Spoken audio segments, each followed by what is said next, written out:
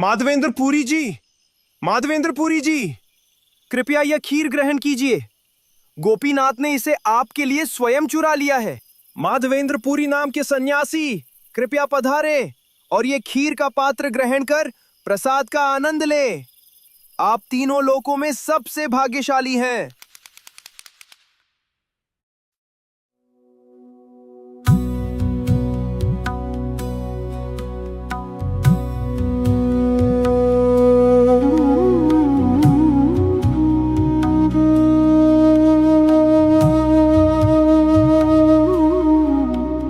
ये सन्यासी माधवेंद्र पुरी की कथा है जो लगभग 600 वर्ष पूर्व की है।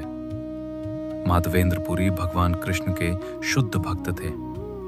वे सदैव कृष्ण स्मरण में इतने तल्लीन रहते थे कि कभी-कभी उसी स्मरण में मूर्छित हो जाते थे।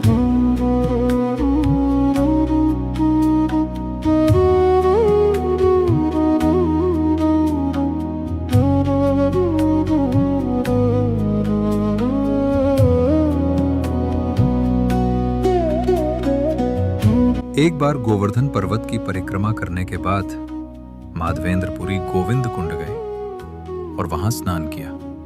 तत्पश्चात वे एक वृक्ष के नीचे विश्राम करने के लिए बैठ गए। माधवेंद्र पुरी जी, माधवेंद्र पुरी जी,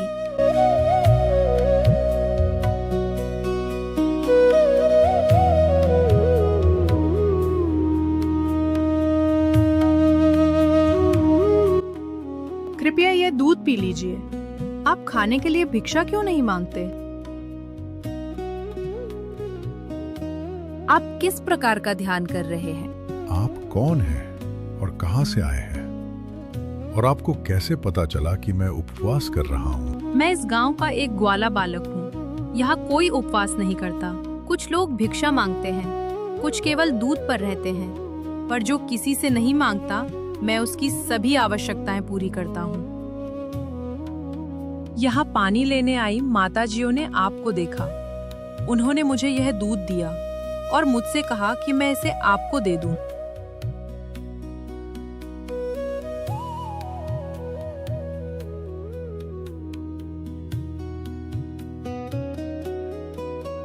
दूध के लिए आपका धन्यवाद। मुझे अब तुरंत गायों का दूध दूहने जाना है। मैं बाद में ये दूध का पात्र आपसे वापस लेने आऊंगा।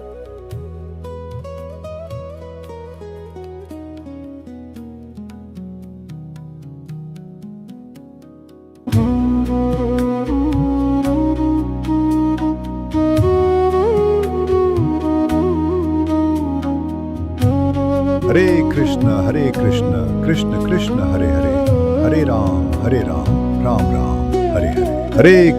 हरे कृष्ण कृष्ण कृष्ण हरे हरे, हरे राम राम राम। दूध पीने के बाद माधवेंद्र पुरी ने पात्र को धोया और बालक के लौटने की उत्सुकता से प्रतीक्षा करने लगे। माधवेंद्र पुरी को नींद नहीं आई। वे बैठकर हरे कृष्ण महामंत्र का जप करते रहे और रात्रि के अंत में उन्हें थोड़ी सी नींद आ गई। माधवेंद्र पुरी जी, माधवेंद्र पुरी जी, कृपया मेरे साथ आइए।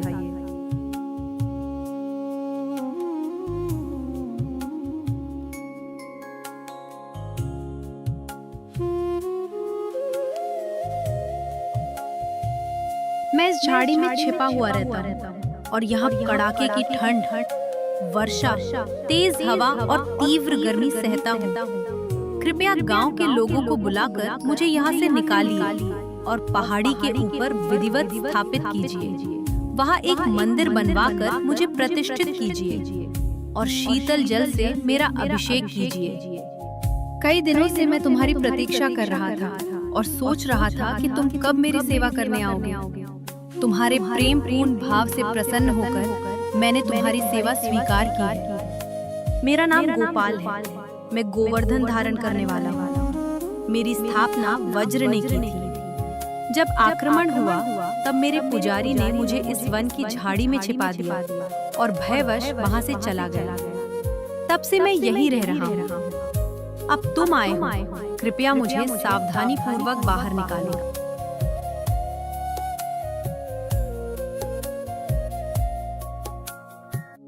ओ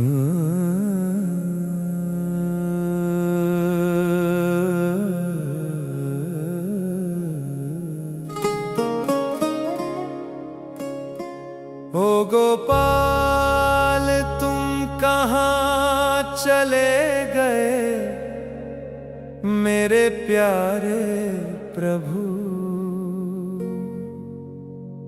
तुम्हें पुकारे मेरा मन, भटके व्याकुल हर क्षण। गोपाल गिरिधारी, गोपाल गिरिधारी, ओ तुम आए थे मेरे नयनों के सामने, कैसा दुर्भाग्य मेरा पहचान न पाया तुम्हें। गोपाल गिरिधारी, गोपाल गिरिधारी।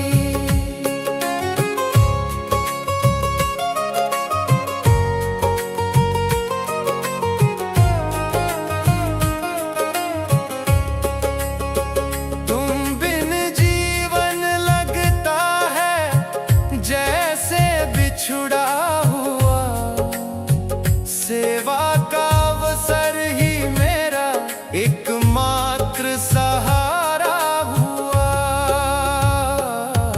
गोपाल गिरिधारी, गोपाल गिरिधारी, गोपाल गिरिधारी, गोपाल गिरिधारी, गोपाल गिरिधारी, गोपाल गिरिधारी।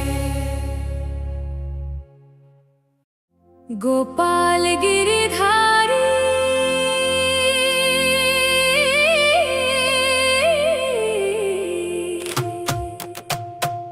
गोपाल गिरिधारी, गोविंदा मुरारी। गोवर्धन पर्वत पर भगवान गोपाल का अभिषेक किया गया। इसके बाद सभी ग्रामवासियों ने मिलकर प्रचुर मात्रा में भोग की व्यवस्था की और माधवेंद्रपुरी के निर्देशन में अन्नकूट उत्सव संपन्न हुआ। माधवेंद्रपुरी ने तब उत्सव में आए सभी लोगों को भरपूर प्रसाद खिलाने का आग्रह किया। सभी को कृष्ण प्रसाद का आदरपूर्वक ग्रहण करते देखकर वे अत्यंत संतुष्ट हुए। गोपाल गिरिधारी, गोपाल गिरिधारी। श्री माधवेंद्रपुरी ने दिन भर कुछ भी ग्रहण नहीं किया। रात्रि में भगवान को शयन कराने के बाद उन्होंने केवल दूध से बना हुआ पदार्थ ही ग्रहण किया। ये समारोह यहीं समाप्त नहीं हुआ। प्रतिदिन एक एक करके विभिन्न गांव आगे आए और भगवान गोपाल की प्रसन्नता के लिए अन्नकूट उत्सव संपन्न करने लगे। गोपाल गिरिधारी, गोपाल गिरिधारी। राजघराने के एक धनी क्षत्रिय ने मंदिर बनवाया, किसी ने रसोई के बर्तन बनवाए और किसी ने चारों ओर दीवार बनवाई।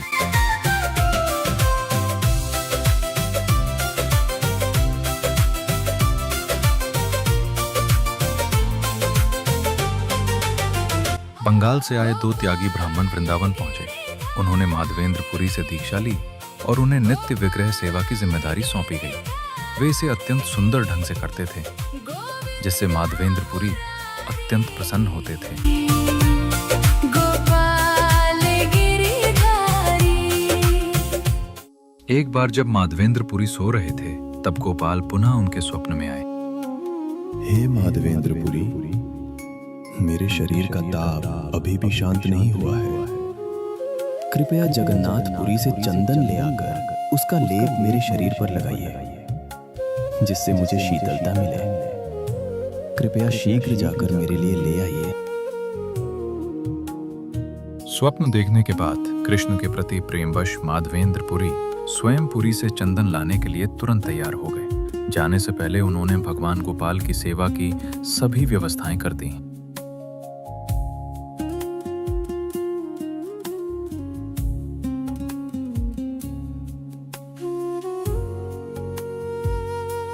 मार्ग में वे उड़ीसा के रेमुना में गोपीनाथ के दर्शन करने गए। गोपीनाथ वो विग्रह हैं जिन्हें त्रेता युग में माता सीता के ये पूछने पर कि उनका अगला अवतार कैसा होगा, भगवान राम ने अपने बाण से स्वयं निर्मित किया था।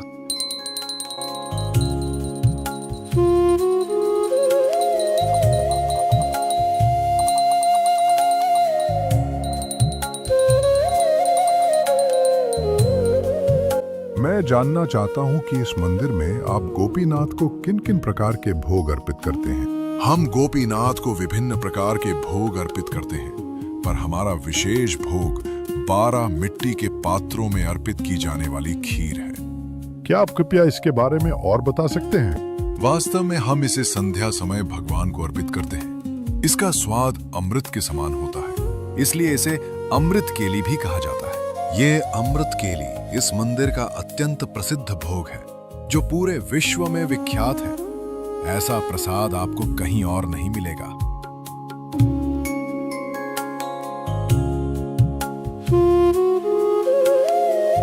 देखिए, हमारे पुजारी अभी गोपीनाथ को अर्पित करने के लिए 12 पात्रों में खीर सजाने लगे हैं। इस अद्भुत खीर के बारे में जानकर मैं अपने को अत्यंत भाग्यशाली मानता हूँ। काश बिना मांगे इसका थोड़ा सा भाग मिल जाए, ताकि मैं अपने गोपाल के लिए वैसी ही खीर बना सकूं। विष्णु विष्णु, मैं कितना अधम हूं। गोपीनाथ के भोग ग्रहण करने से पहले ही मैं इस खीर का स्वाद लेने का विचार कर रहा हूं।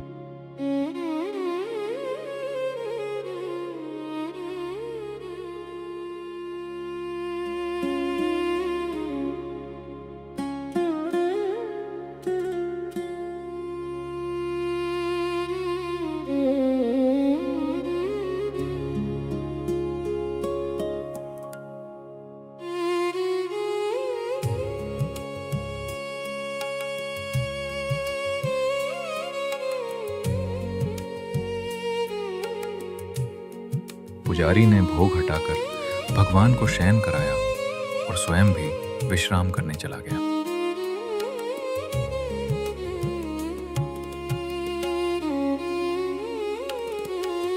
हे पुजारी, कृपया उठिए और मंदिर के द्वार खोलिए। मैंने सन्यासी माधवेंद्रपुरी के लिए खीर का एक पात्र अलग रख दिया है। वह मेरे पर्दे के पीछे रखा है, मेरी ही व्यवस्था से छिपा हुआ, इसलिए आप उसे देख नहीं पाए। अब माधवेंद्रपुरी नाम के एक सन्यासी हाट में अकेले बैठे हैं। ये खीर लेकर उनके पास जाइए और उन्हें दे आइए।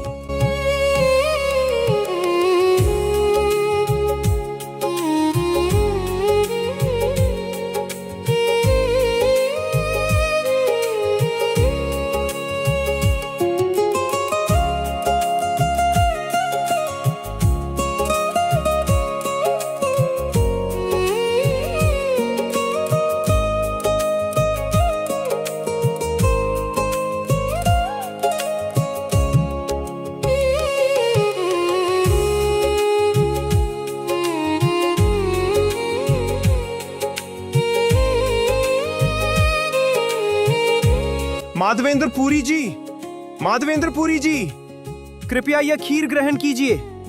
गोपीनाथ ने इसे आपके लिए स्वयं चुरा लिया है। माधवेंद्र पुरी नाम के सन्यासी, कृपया पधारे और ये खीर का पात्र ग्रहण कर प्रसाद का आनंद लें। आप तीनों लोकों में सबसे भाग्यशाली हैं।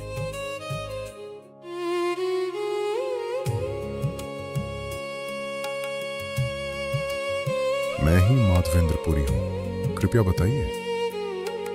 कृपया ये खीर ग्रहण कीजिए।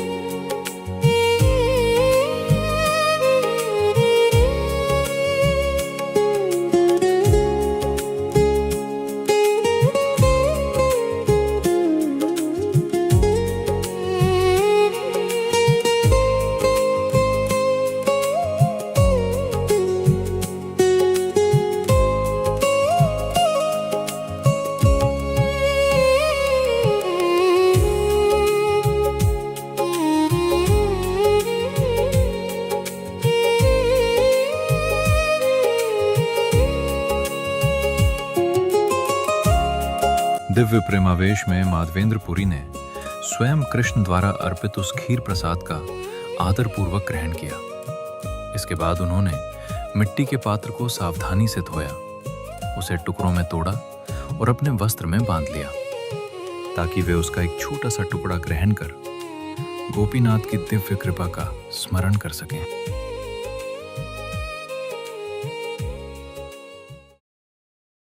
यदि कल प्रातः लोगों को गोपीनाथ द्वारा खीर चुराने की बात पता चल गई तो यहाँ बड़ी भीड़ लग जाएगी। मुझे तुरंत यहाँ से चले जाना चाहिए। साधारण मनुष्य सदैव प्रतिष्ठा और यश के पीछे दौड़ता है, परंतु माधवेंद्रपुरी जैसे भगवान के शुद्ध भक्त इससे दूर रहना चाहते हैं, क्योंकि उन्हें लगता है कि ये उनकी कृष्ण भक्ति में बाधा बन सकता है। परंतु उनकी भक्ति इतनी महान थी कि उनके वहां पहुंचने से पहले ही उनका यश पुरी पहुंच चुका था। ओ हे वैष्णव ठाकुरा, दयारा सागरा, हे दासे करुणा कोरी।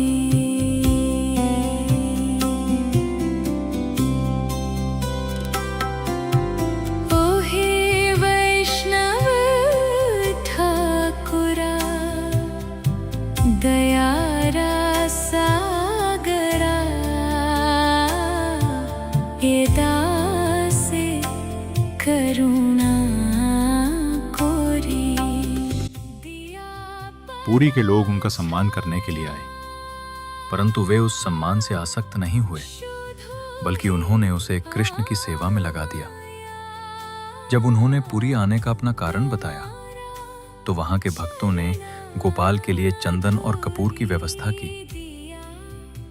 उन्होंने उन्हें ले जाने के लिए 2 सहायकों की भी व्यवस्था की और मार्ग में कर वसूलने वालों से निर्बाध रूप से गुजरने हेतु सभी आवश्यक राजकीय पत्र प्रदान किए। मार्ग में माधवेंद्रपुरी पुनः उस गोपीनाथ के दर्शन करने आए जिन्होंने उनके लिए खीर चुराई थी।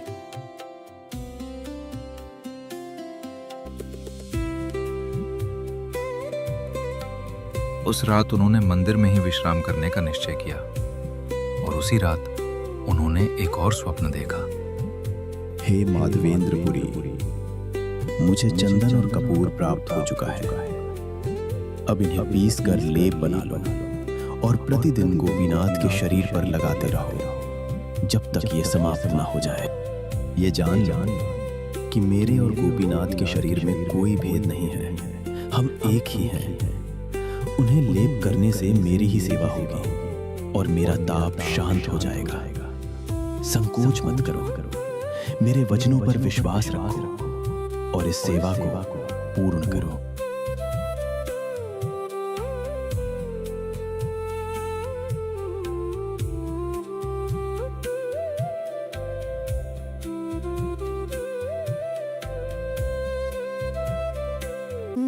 चंदन का लेप प्रतिदिन गोपीनाथ पर लगाया जाता रहा जब तक वो पूर्णतः समाप्त नहीं हो गया, और इस अवधि में माधवेंद्रपुरी वहीं रहे। तब से प्रत्येक वर्ष अक्षय तृतीया से आरंभ होकर 21 दिनों तक ये उत्सव मनाया जाता है।